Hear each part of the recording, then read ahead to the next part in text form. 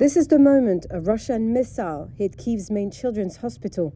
In a rare daytime attack, Russia launched a barrage of missiles on cities across Ukraine on Monday.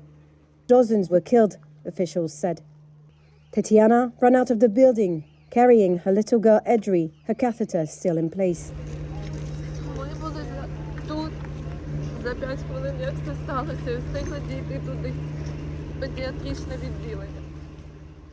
We came here 5 minutes before it all happened.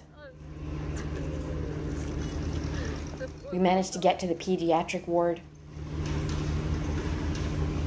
I don't know, it is a nightmare.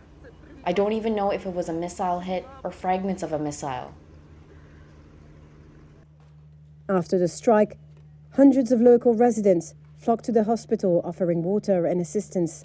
Svetlana and her husband Vladimir emerged from the hospital bomb shelter. Their 2-month-old baby was unharmed, but Svetlana suffered cuts.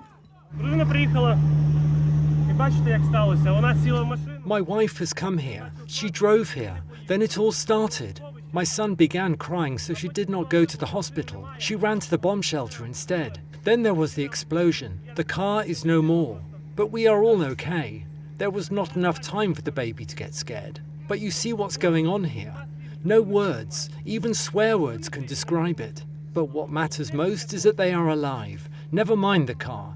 We'll buy a better one. All will be fine. Kyiv Mayor Vitaly Klitschko said emergency service workers could hear people under the rubble and were racing to save them. The attack on the capital was one of the largest of the war, he added.